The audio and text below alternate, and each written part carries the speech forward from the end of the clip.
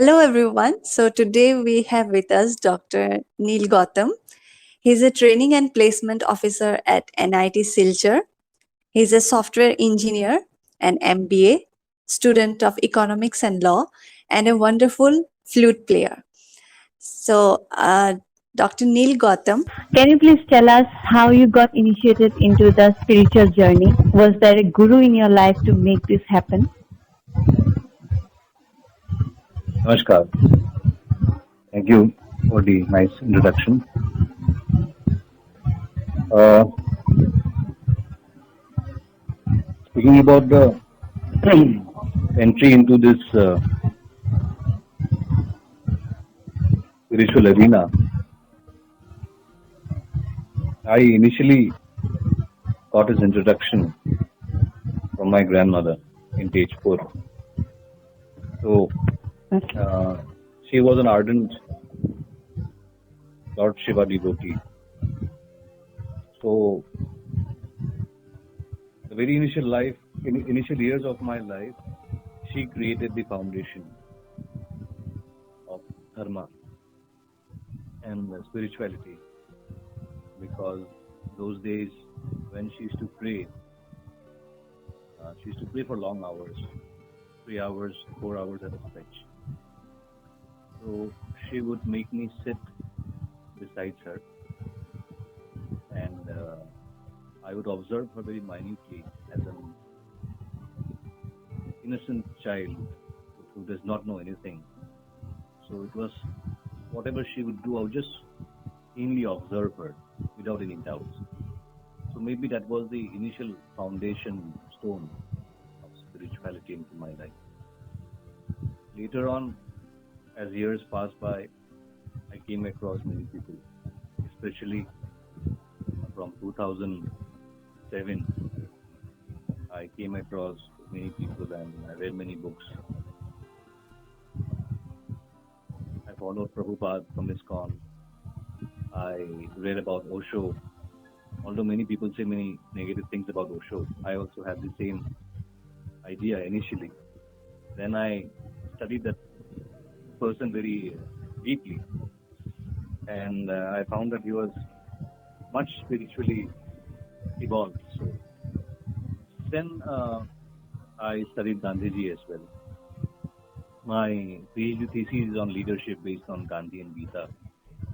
And then finally, with God's grace, I happened to meet my Gurudev, Brahmarishi Mahamrityunjay Shri Yogi Maharaj from Panchakanya Dham, Vashishta, who is also the founder of Shri Mahamrityunjay Mandir, Nagaon, Assam. So this is a brief of my entry into this field. And my foundation, because of my basic foundation and inputs from all these people, especially from my Gurudev, Yogiri Baba, he changed my thought altogether, and he ushered into me inexplicable knowledge, inexplicable wisdom, and maybe kind of activated me, you can say so. I personally have no credit of mine. So whatever I've learned is from my Gurudev, Yogiri Maharaj. Okay, so as a child, did you feel different from others? No, I'm just a normal person like you and Partho. No. Okay, Nilda, what is Shunya or 0 point energy? How to neutralize energies? Does everyone have to go through Shunya to attain moksha, nirvana or salvation? প্ৰথম কথা মই শূন্যৰ বিষয়ে একো নাজানো, মই পাঠৰ পৰাই শুনিছো আৰু চব পাৰ্চনেল এক্সপিৰিয়েঞ্চ হয়, ডিপলি চিক্ৰেটিভ, ডিপলি পাৰ্চনেল এক্সপিৰিয়েঞ্চেছ হয়। যোনে মোক্ষ লাভ কৰিছে তেখেতে ক'ব পাৰিব মোক্ষৰ কথা, বেলেগে খালি তাৰ ওপৰত নিজৰ ভাষ্যই দিব পাৰে কিবা কিবি, এইটো মোৰ ধাৰণা।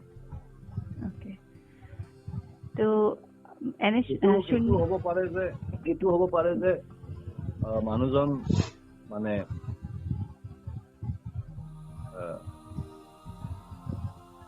জ্ঞানী গুণী মানুহৰ লগত থাকিলে মানুহজনৰ চঞ্চলতাটো কমি যায় আৰু মানুহজন লাহে লাহে ক্ৰমে ষ্টেবল হৈ যায়। এই ষ্টেবিলিটিটো প্ৰথম ৰিকুইজিট মানুহক আগবাঢ়ি যাবলৈ আৰু ক্লিয়াৰ চিন্তা চৰ্চা কৰিবলৈ মানুহক ষ্টেবল হ'ব লাগে।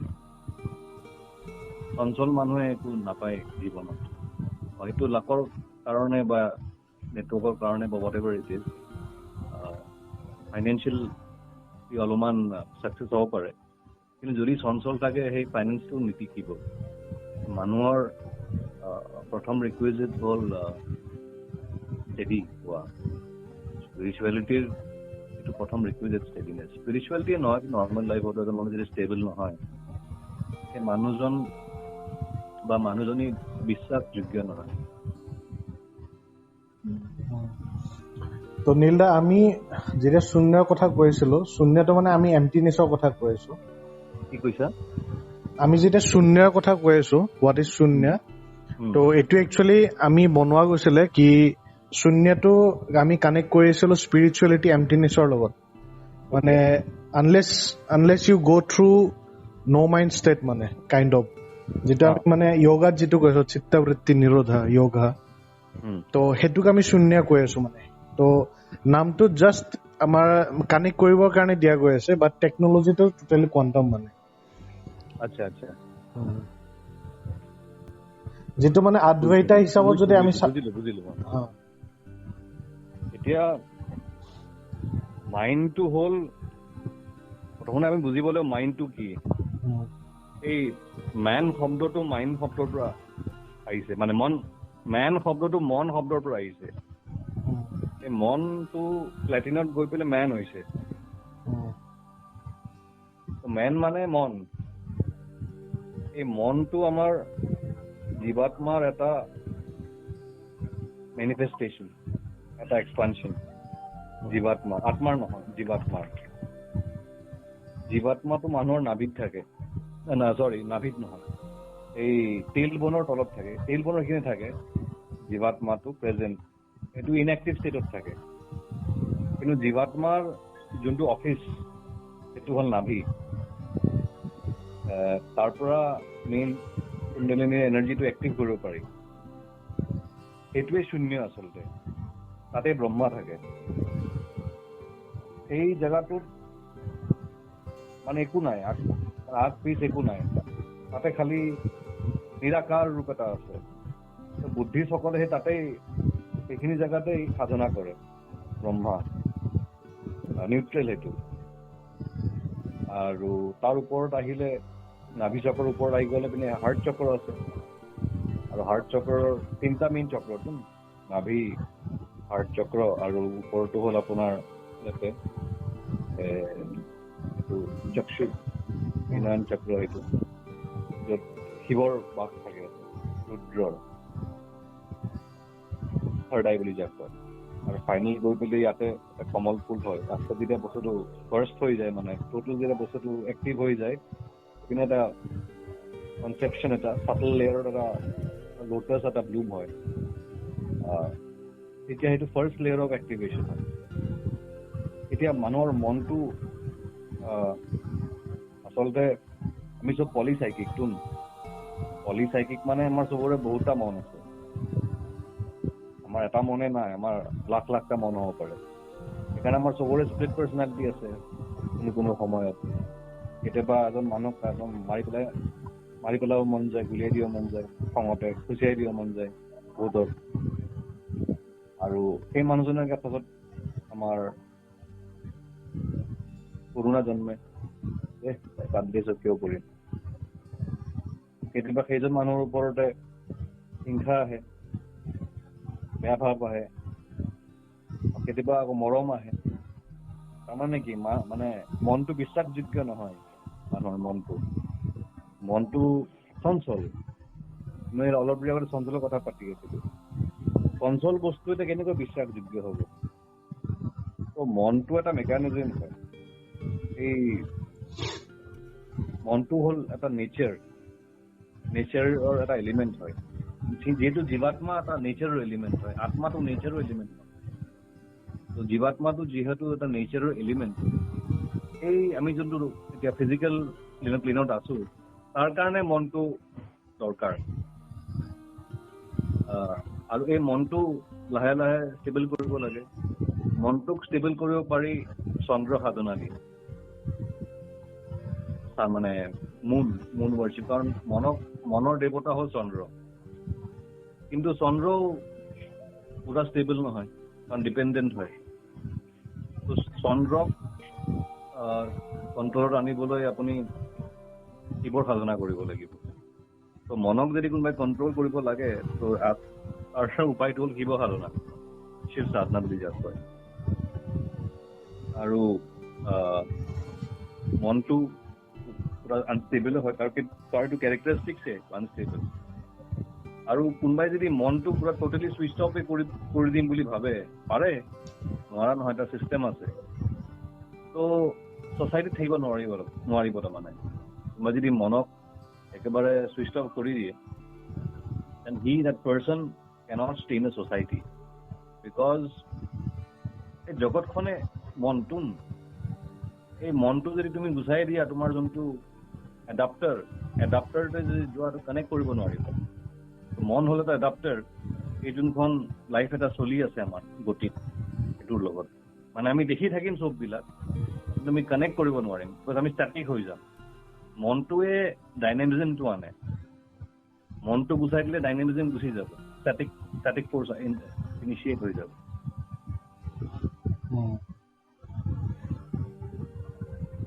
তো এইটোৰ পৰা আমি যিটো এতিয়া শূন্য বুলি কৈ আছিলো যিটো ফিজিকেল মেণ্টেল আৰু এনাৰ্জি বডি যদিহে ফিজিকেল মেণ্টেল আৰু এনাৰ্জি বডি নিউট্ৰেলাইজ কৰা যায় সেইটোক আমি কৈ আছো নিউট্ৰেলাইজেশ্যনটোক কৈ আছো আমি শূন্য যদিহে তিনিটা লেভেলত আমি কাম কৰোঁ তেতিয়াহে আমি মেডিকেল হেল্থ কেয়াৰ চিষ্টেম এটা বনাব পাৰোঁ সাধনা কৰিবলৈ মই যি বুজিছো মনটো ডিএক্টিভেট কৰিব লাগিব মানে ওপৰ লেভেলত যাবলৈ তাৰে মনৰ এণ্ট্ৰি নাই তাৰমানে মনৰ এণ্ট্ৰি এটা লিমিটলৈকেহে আছে কাৰণ মন থকা মানে চঞ্চলতা থকা আৰু ওপৰৰ দেৱতা হ'ল চঞ্চল নহয় মানুহবিলাক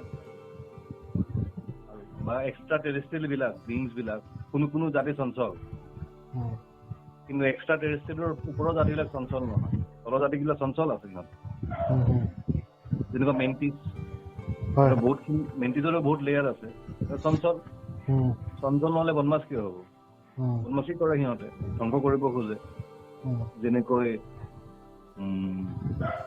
শ্বেপ শ্বিফটাৰ্ছ ৰেপ্টাইলিয়ানছ চঞ্চল জাতি মানে সিহঁতৰ লেয়াৰ আছে ডিভিজন আছে ওপৰৰ কেইজন হয়তো নহয় কিন্তু গ্ৰাছ লেভেলততো চঞ্চল হয় নহ'লে কিয় বাৰে বাৰে শ্বেপ শ্বিফ্ট কৰি থাকিব তো আপুনি কিমানে শ্বেপ শ্বিফটাৰ্ছ কি আৰু ৰেপ্টাইলিয়ানছ কি মই নাজানো গুগলত এবাৰ চাৰ্চ কৰি ল'ব পাৰে ৰেপ্টাইলিয়ানছ কি ৰেপ্টাইলিয়ানসকল আচলতে এটা প্ৰজাতি যোনে বেছত সিহঁত ৰেপ্টাইলছ হয় কিন্তু মানুহৰ ৰূপ ল'ব পাৰে মানুহৰ ৰূপ লৈ থাকে জেনেৰেলি ছ'চাইটি তো যিয়ে নহওক ওপৰত সাধনা কৰিবলৈ মনটো হেৰি কৰিব লাগিব ডিএক্টিভেট কৰিব লাগিব ডিএক্টিভেট কৰি পেলাইহে আগলৈ আগবাঢ়িব পাৰে তো ঋষিসকলে কি কৰে আচল ঋষিসকলে প্ৰথমতে মনটো ডিএক্টিভেট কৰি লয় মনটো ডিএক্টিভেট কৰি মনৰ পৰা ওলাই লয় বাহিৰত ওলাই পেলাই মনটোক কেপচাৰ কৰি লয় কেপচাৰ কৰি মনটোক এজ এন মেচিন ইউজ কৰে জেনেৰেলি কি হয় মনটোৱে আমাক ইউজ কৰে আমি মনৰ মতে চলিব লাগে ঋষিসকলে কি কৰে মনটো ষ্টেবিলাইজ কৰি ইনএক্টিভ কৰি দিয়ে ডিএক্টিভ কৰি দিয়ে ডিএক্টিভ কৰি পেলাই কনচিয়াছলি মনৰ যোনটো চাৰ্কল তাৰ পৰা ওলাই আহি পেলাই সেইটো কেপচাৰ কৰে নে যেনেকৈ মানে হেৰি কৰে হাতী যে ধৰে জংঘলত বা হেৰি ধৰে মানে মনটোক পোহনীয়া কৰি লয় পোহনীয়া কৰি কণ্ডিশ্যন কৰি পেলাই এটা ইনষ্ট্ৰুমেণ্ট ইউজ কৰে চাৰ্ভেণ্ট ইউজ কৰে তো যেতিয়া এখন ছ'চাইটি আছে তেতিয়া মনটো এক্টিভেট কৰি দিয়ে তো মনটোৱে মনটোৰ মতে নচলিব তাৰমানে কাৰণ মনটো পলিচাইকিক তো মনটোৱে আত্মাটোৰ মতে চলিব ছ'চাইটিত সেই সিদ্ধ পুৰুষ এজন যেতিয়া ছ'চাইটিত থাকে তুমি বা মই গম নাপাম, আপোনালোকে মানে মই গম নাপাম কোন মানে ডাইৰেক্টলি গম নাপাম যে সিদ্ধ পুৰুষ হয় তেখেতৰ মনটো হেৰি কৰি থৈ দিছে। জানা মানুহে জানিব, কিন্তু কি কৰে তেখেতসকলে নৰ্মেলি কথা পাতিব, চব একদম নৰ্মেল, কিন্তু তেখেতে মনৰ মতে চলা নাই। সেইকাৰণে তেখেত সাংঘাতিক ষ্টেবল থাকে। তেখেতসকলৰ চকু দেখিলে গম পায় যে সাংঘাতিক ষ্টেবল, বা ৰিপলছ নাই সিহঁতৰ গাত তেখেতসকলৰ, মানে মনটোৰ পৰা ওলাই আহিছে, ওলাই আহি পেলাই পুৰা কণ্ট্ৰল কৰি লৈছে। এটা আছে মন, আৰু তাৰো ওপৰৰ যোনটো কথা সেইটো হ'ল ছাবকনচিয়াছ। মনৰ পৰা বহুতে ওলাব পাৰে, প্ৰেক্টিছ এটা চিষ্টেম আছে, কিন্তু আচল কথা হ'ল ছাবকনচিয়াছৰ পৰা ওলোৱা। ছাবকনচিয়াছৰ পৰা চবেই ওলাব নোৱাৰে। ছাবকনচিয়াছৰ পৰা ওলাবলৈ এইটো এটা বেলেগ জিনিস। আচল কথাটো হ'ল ছাবকনচিয়াছৰ পৰা ওলোৱাৰ বস্তুটো। মনটোতো এটা ফাৰ্ষ্ট ষ্টেজ। মনটো ইমান সাংঘাতিক নহয়, যেনেকৈ আমি চবেই অলপ দেৰিৰ কাৰণে মনটো ওলাই আহিব পাৰোঁ। তেনেকৈ আমি যদি উশাহ লৈ লওঁ, উশাহ লৈ যদি নাকটো আমি বন্ধ কৰি দিওঁ ফৰ 30 ছেকেণ্ড, 1 মিনিট বা 2 মিনিট কিছুমানে পাৰে, তেতিয়া দেখিব যে আমাৰ মন নাই। কাৰণ মনটো চাৰ্কুলেট, মনৰ যোনটো খাদ্য সেইটো হ'ল বতাহ, মানে প্ৰাণবায়ু। প্ৰাণবায়ুটো মনে খায়। মনক যদি প্ৰাণবায়ুৱে দিয়া নহয় ই চলিব কেনেকৈ, ই উইক হৈ যায় লগে। তো আমি মানে টেম্পৰেলি তুমি হেৰি কৰোঁ, মানে প্ৰেক্টিকেলি চাব পাৰোঁ যে মনটো কেনেকৈ ষ্টপ কৰি দিব পাৰি, কিন্তু ফাৰ্ডাৰ কৰিবলৈ তাৰ চিষ্টেম আছে। যে ৰিয়েলিটি আৰু ড্ৰিমৰ মাজত কেনেকে মানে ডিফাৰেন্সিয়েট কৰিব পাৰি? তুমি ৰিয়েলিটিটো কেনেকৈ ডিফাইন কৰিছা, এইটো প্ৰথম কুৱেশ্যন। মানে ৰিয়েলিটি ডেফিনেশ্যন কি? What is the definition of reality? আমি যিটো দেখি আছো সেইটো ৰিয়েল হয়, আৰু যেতিয়া সপোনত গুচি যাওঁ সেইটো ড্ৰিম হয়। সেইটো যিটো সাধাৰণ ধাৰণা।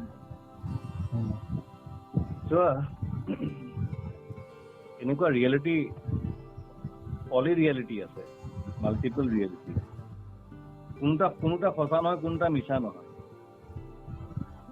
যেনে প্ৰাইমেৰীলি আমাৰ আছে দুটা ৰিয়েলিটি, এটা হ'ল হোৱাইট ৰিয়েলিটি, এটা হ'ল ব্লেক ৰিয়েলিটি। আৰু এটা ৰিয়েলিটিত আমি থাকোঁ, এইটো হ'ল ভাৰ্চুৱেল ৰিয়েলিটি। আমি ইণ্টাৰনেটত কাম কৰি থাকোঁ, দিনটো থাকোঁ নাই, তো সেইটো হ'ল এটা ভাৰ্চুৱেল ৰিয়েলিটি। ঠিক তেনেকুৱা আজিকালি ওলাইছে অগুমেণ্টেড ৰিয়েলিটি, AIৰ অগুমেণ্টেড ৰিয়েলিটি আৰু মিক্সড ৰিয়েলিটি, এইচব ওলাই আছে। 5D, 6D, 8D, বহুত মানে আনলিমিটেড আছে। এইটো ছুপাৰ ডিটেইলছ, ইমানত আমি নাযাওঁ। এনেও যদি চাওঁ আমি বেচিক প্ৰিলিমিনাৰী লেভেলত, হোৱাইট ৰিয়েলিটি হ'ল আমি দিনত যোনটো দেখি থাকোঁ, বা এতিয়া আমি যোনটো দেখি আছোঁ, বা আমি কথা পাতি আছোঁ এতিয়া, এইটো প্ৰকাশ ন, আমি লাইটৰ যোগেৰে কথা পাতি আছোঁ। লাইট মানে হোৱাইট, হোৱাইট মানে মেনিফেষ্টেশ্যন, হোৱাইট মানে ডেফিনেশ্যন, হোৱাইট মানে লিমিটেশ্যন, হোৱাইট মানে এক্সপানশ্যন। তো হোৱাইট ৰিয়েলিটি ইউজ কৰি যোনটো আমি দেখি আছোঁ বা চাই আছোঁ বা কাম কৰি আছোঁ, এইটো হ'ল হোৱাইট মানে ফিজিক্স। সেইটো হ'ল তোমাৰ হোৱাইট ৰিয়েলিটি। কিন্তু ছেম বস্তুত আমি যেতিয়া ৰাতি শুই যাম, তেতিয়া আমি এখন বেলেগ ৱৰ্ল্ডত গুচি যাওঁ। সেই ৱৰ্ল্ডত আমাৰ খঙো উঠে, আমাৰ প্ৰেমো হয়, আমাৰ ভালো লাগে, বেয়াও লাগে। বস্তু খালে ভাল বস্তু খালে ভাল টেষ্ট পাওঁ, বেয়া বস্তু খালে বেয়া টেষ্ট পাওঁ, বেয়া জেগাত গ'লে বেয়া গোন্ধ পাওঁ, ভাল জেগাত গ'লে ভাল গোন্ধ পাওঁ। এনেকুৱা নানা ৰকম, ইয়াত যি হৈছে তাতো সেইটোৱে হয়, একজেক্টলি। ত' সেইটোৰ ৰিয়েলিটিটো এক্সিষ্টেঞ্চ আছে, কাৰণ আমি তাতে এক্সিষ্টেঞ্চ নহ'লে আমি ফিল কেনেকৈ কৰোঁ? বা তাতে আমি মৰি যাওঁ, দুখ পাওঁ, কান্দো, ভয় লাগে, আৰু কেতিয়াবা সেই সপোনতো আমি সপোন দেখি লওঁ। তাৰমানে আৰু ডিপ ৰিয়েলিটি আছে। ত' reality itself is very very relative. এটা ৰিয়েলিটি বুলিয়ে নাই। ত' এট দিছ মমেণ্টত তুমি কোনটো ষ্টেণ্ড পইণ্টত আছা? এতিয়া বৰ্তমান আমি আছোঁ হোৱাইট ৰিয়েলিটি। ত' এইটো কাৰণে আমাৰ বৰ্তমান এইখিনি হোৱাইট ৰিয়েলিটি। ৰাতি যেতিয়া শুই যাম সেইটো আমাৰ সেইটো ব্লেক ৰিয়েলিটি, সেইটো ৰিয়েলিটি হ'ব। What I'm talking is about the principles.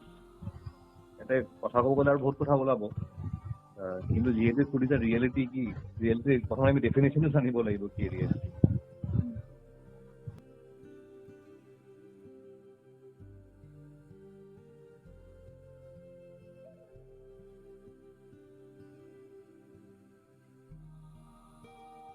আত্মা আৰু সোল আচলতে ইংলিছ ল্যাঙ্গুৱেজটো বহুত সুপাৰফিচিয়েল ল্যাঙ্গুৱেজ।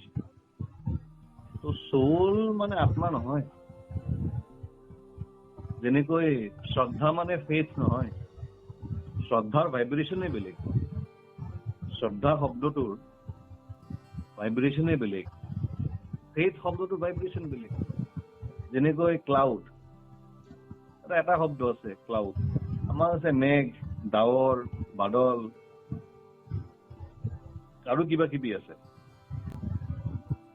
আচলতে আত্মাৰ আৰু সোল একে নহয়। সোল শব্দটো বহুত সুপাৰফিচিয়েল শব্দ, ইংৰাজী ভাষাৰ শব্দ। ইংৰাজী ল্যাঙ্গুৱেজৰ ৰেঞ্জ বহুত কম।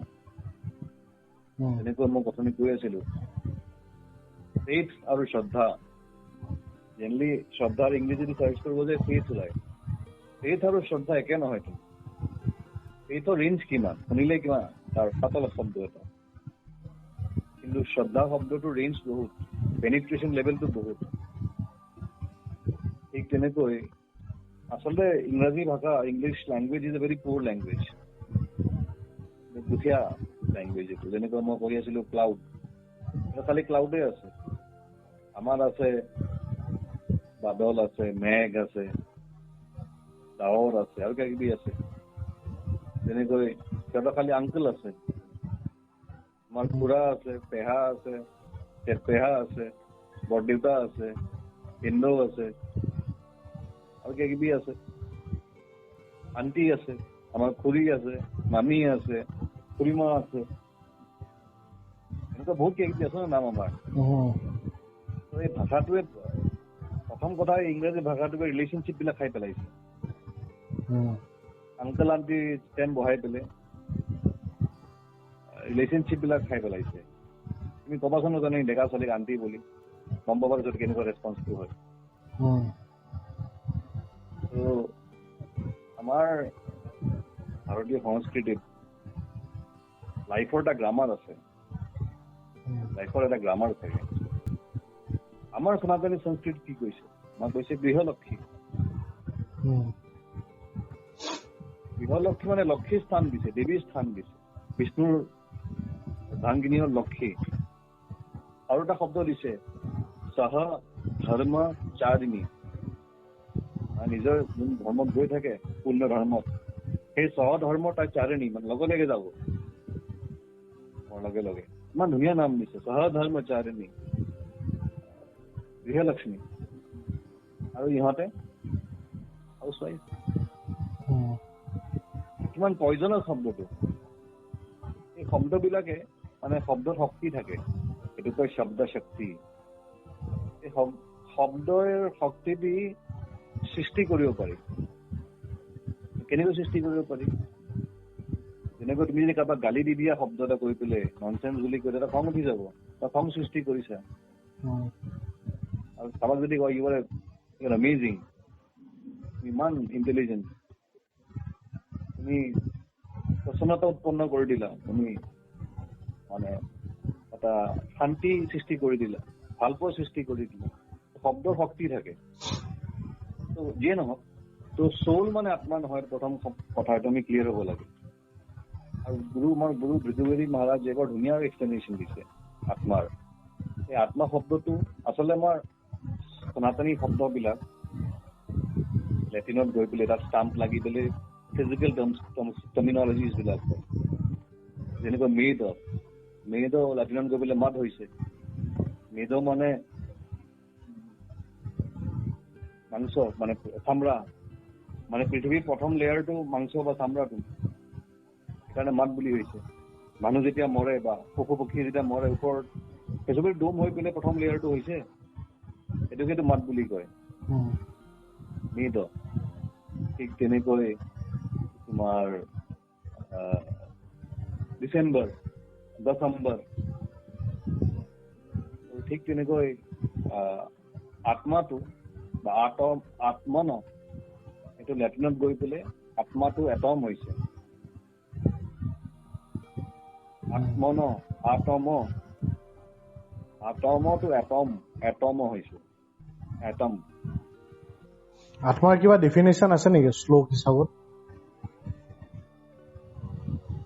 আত্মাৰ এই শব্দটোৱে যে পাইছো সেইটোৱে বহুত বুলি ভবা। বস্তুটো ইমান সূক্ষ্ম, সেইটো মানে তুমি শব্দৰে তাক বান্ধিব নোৱাৰা, ইমান বস্তুটো মানে ইমান সূক্ষ্ম। তো এই আত্মাৰ শব্দটো আৰু বেলেগ ক'তো দিয়া নাই তেনেকৈ, এইটো গীতাত দিছে কৃষ্ণই। কৃষ্ণ গীতাত দিছে আত্ম শব্দটো। তো এই শব্দটো বেলেগ আৰু শব্দ নাই। তো আত্মাটোৱে গৈ মানে এটম মানে প্ৰটন আৰু ইলেক্ট্ৰন।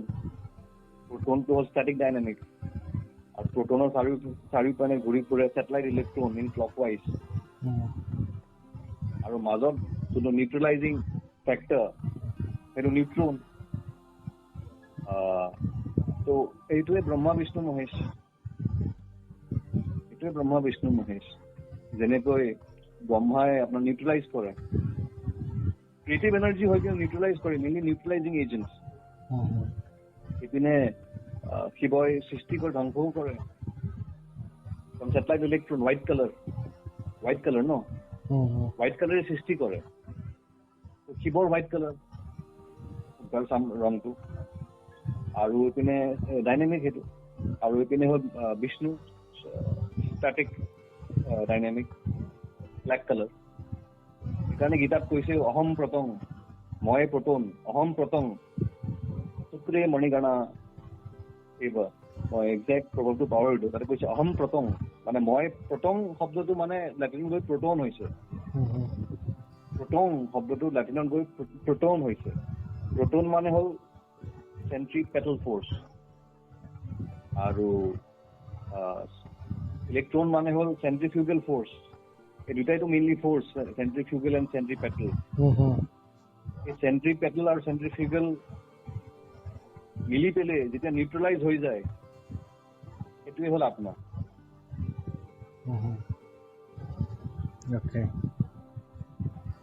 মানে that exact moment when the centripetal and the centrifugal forces neutralize, assimilate and coordinate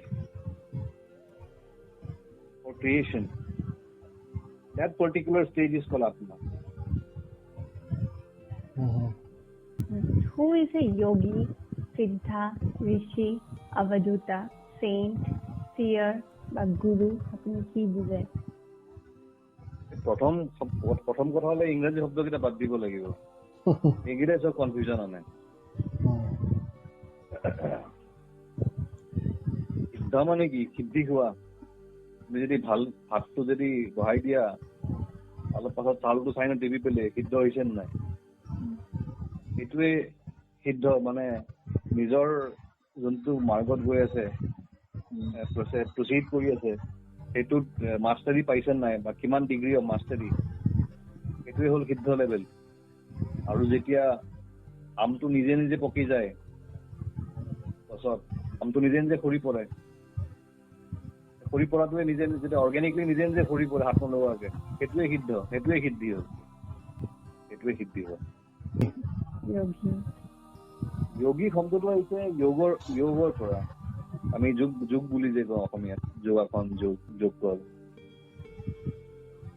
যোজনা কৰ, মানে জ লগাই দিয়ে অসমীয়াত, আচলতে যোগ মানে হ'ল এডিশ্যন। মানে জীৱাত্মাক আত্মাৰ লগত কানেকশ্যন কৰা, এডিশ্যন কৰা, আৰু আত্মাক পৰমাত্মাৰ লগত এডিশ্যন কৰা, আৰু পৰমাত্মাক পৰাত্পৰ আত্মাৰ লগত এডিশ্যন কৰা, এইটোকে কয় যোগ। আমি এতিয়া য'ত আছো তাৰ নেক্সট লেভেল, আমি এতিয়া জীৱাত্মা হৈ আছো, আমাৰ আপাৰ লেভেলটো হ'ল আত্মা। আত্মাৰ লগত আমাৰ প্ৰথম কাম হ'ল সেইটো। আমি হাই জাম্প মাৰিব নোৱাৰোতো, আমি য'ত ষ্টেণ্ডিং হৈছো তাতে আমি খেলিব লাগিব ক্ৰিকেটটো।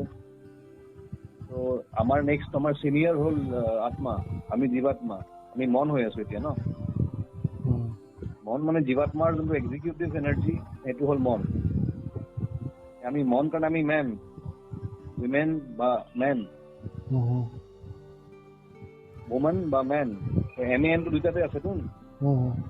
আমাৰ যোনটো নেক্সট সিনিয়ৰ, ইমিডিয়েট সিনিয়ৰ, আমি তেখেতৰ লগত প্ৰথমতে কানেক্ট হ'ব লাগিব, এডিশ্যন হ'ব লাগিব, যোগ হ'ব লাগিব, যোগ মানে এডিশ্যন। সেইটোৱে হ'ল, সেইটো যদি আমি হৈ যাম তেতিয়া আমি যোগী আৰম্ভ হৈ গ'ল আমাৰ যিবা আত্মাৰ লগত যদি আমি কানেকশ্যন হ'ম যোগ। সিনিয়ৰ লগত কানেকশ্যন হ'লে আমাৰ পাৱাৰ বাঢ়ি গ'ল। পাৱাৰ বাঢ়িলে আমাক সিনিয়ৰে শিকাব কি আছে, বেলেগ কি আছে, ফৰ্মুলা কি, অংক কি আহিব পাৰে পৰীক্ষাত। আমাক আমি যদি সিনিয়ৰক যদি আমি চাৰ্ভিচ দিওঁ, সিনিয়ৰ আমাক চাৰ্ভিচ দিব। তেনেকৈ আগবাঢ়ি যাব লাগিব।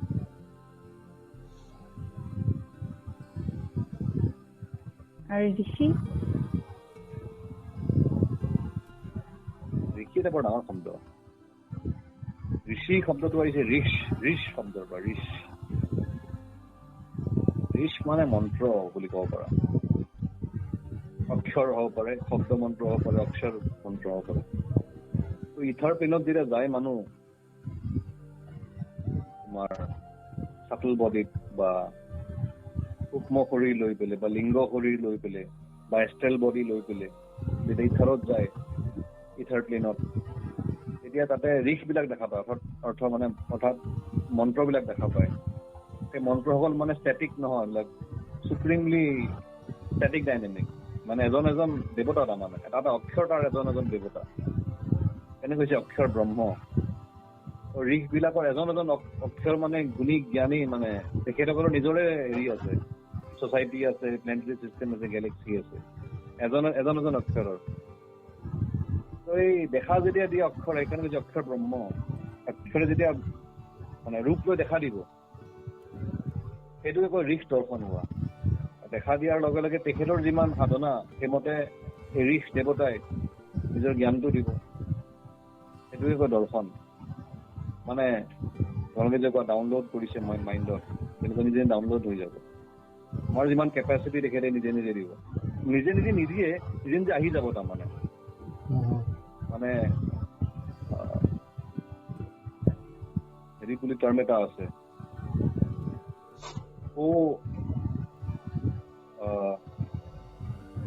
ফ্ৰিকুৱেঞ্চি ৰেজনেঞ্চ, ফিজিক্সৰ টাৰ্ম এটা আছে, ফ্ৰিকুৱেঞ্চি ৰেজনেঞ্চ।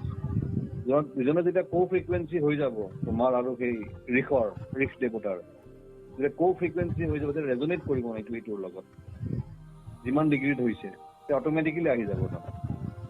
তেখেতে তোমাক দিব নালাগে, লোৱা তোমাক দিছো আজি বাবা, সেইটো ক'ব নালাগে, তেখেতে নিজে আহি যাব। তুমিও খুজিব নালাগে মোক দিয়ক হা, ইমান দূৰ আহিছো, নিজে আহি যাব।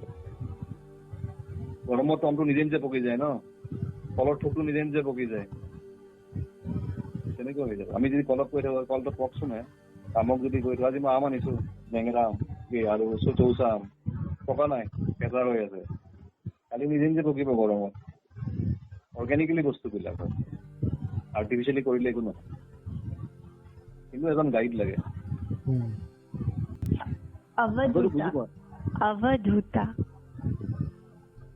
অৱধূত হয়। দূত শব্দটো মানে হ'ল এম্বেচেডাৰ বুলি ক'ব পাৰা। এম্বেচেডাৰ অফ পিচ বা যিয়ে হওক, দূত শব্দটো সেইটোৱে হয়, শান্তি দূত যে থাকে। এই দূত শব্দটোৱে হ'ল মানে সেইটো ফাণ্ডামেণ্টেল নহয়, এইটো এটা মিডিয়াম। দূত শব্দটোৱে হয়, যেনেকুৱা অৱতাৰিত হৈছে, তাৰণ হৈছে, আহিছে, ঠিক তেনেকৈ অৱধূতটো সেইটোৱে হ'ব। ওপৰৰ পৰা এজন এম্বেচেডৰ আহিছে হায়াৰ প্লেনৰ পৰা, সেইটোৱে অৱধূত।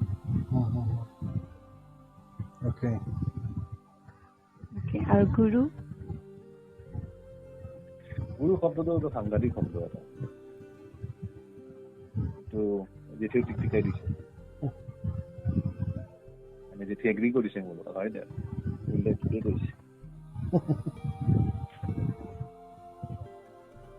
আচলতে এটা শ্লোকে আছে, গুৰু Brahma Guru Vishnu, Guru Deva Maheshwara, Guru Sakshat Param Brahma, Tasmai Shri Guruve Namah. যোনজন এক্সিষ্টেন্স বুলি আমি কওঁ বা প্ৰভিডেন্স বুলি কওঁ বা ছুপাৰ পাৱাৰ বুলি কওঁ, তেখেতে এডাপটিভ কোৱালিটি এটা লয় যাতে যোনবিলাক জীৱাত্মা ডিছঅৰ্গেনাইজ হৈ আছে অৰ্গেনাইজ কৰিবলৈ এটা এডাপটিভ স্থিতিত আহে, যাতে এই লৱাৰ ফ্ৰিকুৱেঞ্চি বিলাকে যোগত আহি পেলাই মানে কানেকশ্যনত আহি পেলাই এছিমিলেট হৈ পেলাই নিউট্ৰেলাইজ হ'ব পাৰে, নিউট্ৰেলাইজ হৈ পেলাই ইভলিউশ্যন হ'ব পাৰে, ইভলিউট হ'ব পাৰে। তো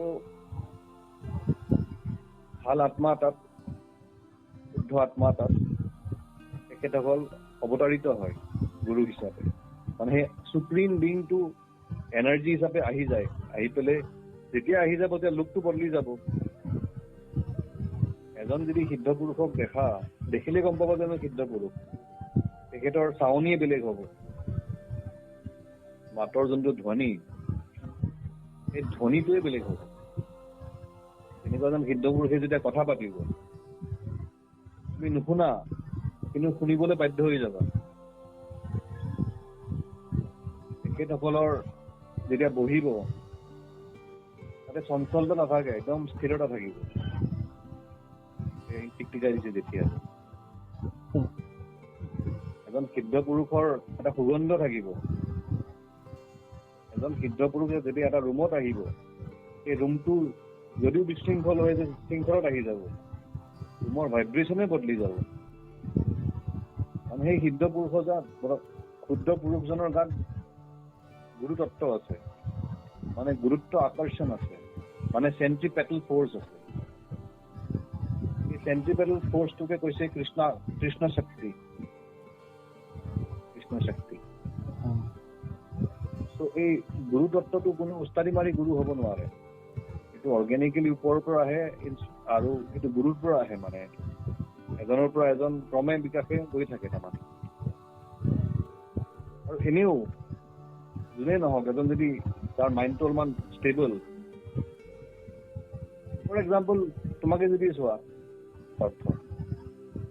তোমাক যদি কোনোবাই এজন টিচাৰ হিচাপে ট্ৰিট কৰে, তোমাৰ ৰেছপন্সটো অৰ্গেনিকলি ষ্টুডেণ্ট হিচাপে হ'ব। টিচাৰ ষ্টুডেণ্টৰ ৰিলেশ্যনশ্বিপটো এটা বেছ লেভেলৰ, ভাল মানে এটা ভাল পবিত্ৰ ৰিলেশ্যনশ্বিপ, কিন্তু এটা বেছ লেভেলৰ।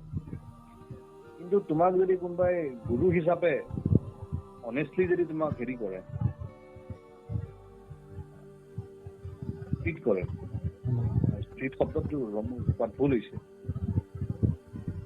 মানে সেইমতে যদি শ্ৰদ্ধা কৰে তোমাক গুৰু হিচাপে, গুৰু পূৰ্ণিমা তোমাক সেৱা কৰে, তোমাক এজন শিষ্যই যেনেকৈ গুৰু সাধনাত তেনেকৈ হেৰি কৰে, লিপ্ত হৈ থাকে গুৰু সাধনাত আত্মা এৰি, তুমি যদিও একো নাজানা চব জানা হৈ যাবা সেইখিনি সময়ত, কাৰণ তোমাৰ ভিতৰত যোনটো গুৰু তত্ত্ব থাকিব সেইটো এক্টিভেট হৈ যাব নহয়।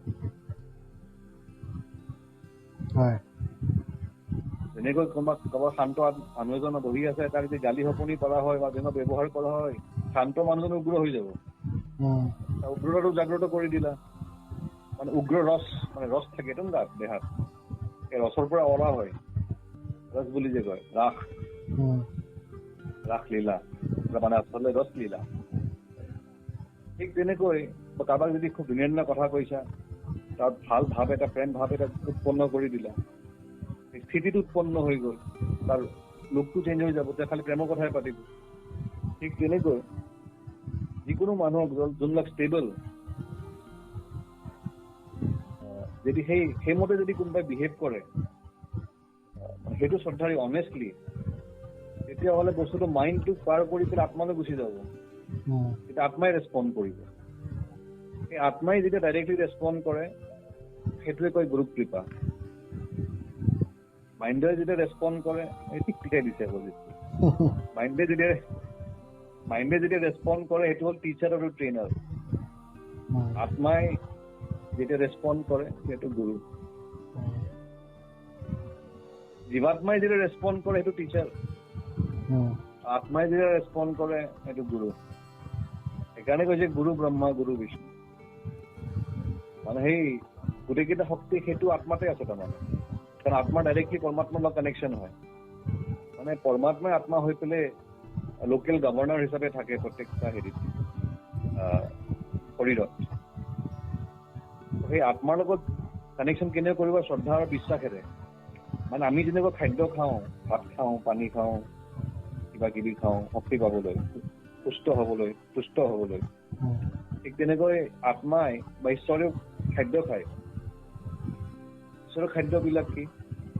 আমাৰ যেনেকৈ বাবাই ৰেগুবি বাবাই ধুনীয়াকৈ কৈছিল যে আমাৰ যেনেকৈ খাদ্য হ'ল ভোজন, ঈশ্বৰৰ বা আত্মাৰ খাদ্য হ'ল ভজন। ভজন সেইটোৱে নহয়, তেখেতে হেৰি খায়, কৰ্ম খায়, তেখেতে ভক্তি খায়, তেখেতে শ্ৰদ্ধা খায়। চবতছে তেখেতৰ টেষ্টি ডিছটো কি জানা? ব্ৰহ্মৰ চবতছে টেষ্টি ডিছটো হ'ল বিশ্বাস। তুমি যদি বিশ্বাস খুৱাই দিব পাৰা তেখেতক, ইমান যি লাগে সেয়া দিব। মানে এইকাৰণে তেখেতৰ প্ৰিয়, কাৰণ নাপায় যে সেইটো চবতে। বিশ্বাসত ডাউট মিক্স হৈ থাকে নহয়, মানে পিয়ৰ বিশ্বাস, পিয়ৰ গাখীৰ নাপায় তাৰমানে। তাতে পানী মিক্স থাকেই তাৰমানে। এই পানীটোৱে হ'ল ডাউট। যোনে পানী নোহোৱা গাখীৰ, একদম শুদ্ধ গাখীৰ দিব, আমিতো একদম কিলোমিটাৰ যাওঁ দৈ কিনিবলৈ শুদ্ধ গাখীৰৰ বনোৱা। আমিতো মানুহ, আৰু তেখেতেতো আৰুৱে নাপায় বিশ্বাস খাবলৈ। কোনোবাই যদি তেখেত টেকিলি বিশ্বাস দিয়ে খাবলৈ, তেখেত হেপী নহয়, কোন হেপী হ'ব? সেইকাৰণে কোৱা হৈছে যে বিশ্বাসে মিলয় হৰি হৰকে বহু দূৰ। বিশ্বাসেদি মানে বিশ্বাসৰ টেকিলি দি পেলাই এক্সচেঞ্জত তুমি হৰিক পাবা। হৰিক পোৱা এটাই উপায়, সেইটো হ'ল বিশ্বাস, আৰু বেলেগ উপায় নাই।